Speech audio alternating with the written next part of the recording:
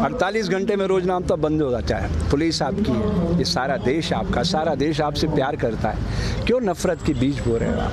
मैं अंत में इतना कहना चाहता हूँ मेरे दोस्त नरेंद्र बाबू, प्रकृति सदैव हिंसा का फल दुख, दया का फल आनंद बरसाती रहती है। इसके खिलाफ मैं जानता हूँ ये देश आपका कुछ नहीं बिगाड़ सकता, क्योंकि आपके पास 303 लोग, लेकिन उस कायनात की शक्ति को आप जानते हैं ना। आपको तो अच्छे से पता है अटल जी की मौत कैसे हुई, बोल दूँ मीडिया पर, लाल टपकती रही, अंत में 2 दिनों तक आपने एम्स में छुपाए रखा उनकी मौत को, मालूम है ना। ऐसी मौत मरना चाहते हो क्या आप? अरे अच्छे इंसान बन के मरना, दुनिया रोए, हंसते हंसते जाइएगा। कबीरा, जब हम पैदा हुए जग हंसे हम रोए, ऐसी करनी कर चलो हम हंसे जग रोए। ऐसे मरोगे लाल टपकाते टपकाते, आपको अच्छा नहीं लगेगा। ये राम मंदिर का सपने की स्क्रिप्ट किसने लिखी थी? अटल जी ने। उसके निदेशक कौन थे? आडवाणी जी। और आप उसके मार्केटिंग हेड थे, याद है ना? उसी रथ पे खड़े होकर चिल्लाते थे आप। मुझे तो एक एक दृश्य याद है। मुझे वो भी याद है 25 जून 1975 की रात, दरमियानी रात, जब कलेक्टर ने मुझे बुलाया था और आप आदिपुर भाग गए थे। मुझे एक एक दृश्य याद है नरेंद्र बाबू, मैं भूला नहीं हूँ। इसलिए आपको याद दिलाना चाहता हूँ दोस्त, ये समय फिर नहीं आएगा।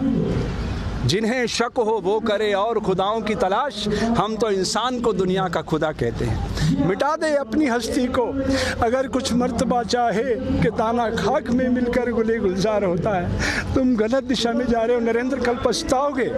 आज जहां हम हैं कल कोई और था। ये भी एक दौर है, वो भी एक दौर था। कितने और कितने चलेगा। वो डोवाल कह रहा था, अजीत बाबू, वो क्या नाम है उसका तुम्हारा NSA वाला, क्या कह रहा था वो?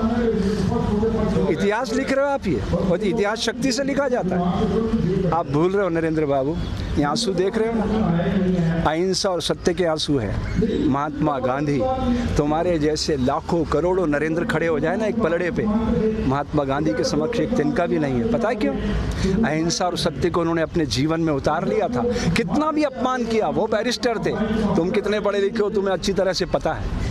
वो बैरिस्टर थे, सारे कपड़े उतार कर तन पे लंगोटी लगाई और निकल पड़े देश के लिए। आज अगर इस तरह दंगे हो रहे होते ना, तो मैदान में आ जाते और खड़े हो जाते सामने।